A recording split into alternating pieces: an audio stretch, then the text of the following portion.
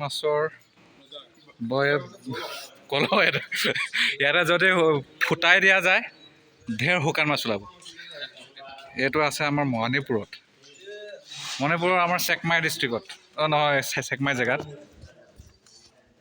এইটো যদি ফুটাই দিয়া যায় নহয়, এতিয়া গোন্ধটো পাব, মই ভিডিঅ'ত দিব নোৱাৰিম, কিন্তু বৰ লেতেৰা চেণ্ট এটা আহিছে, কিন্তু সেই গোন্ধটো ভালো লাগে, হয় নাই?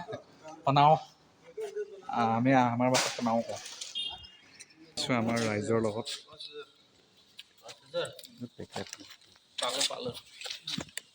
গোটেইকেইটা ল'ব নেকি?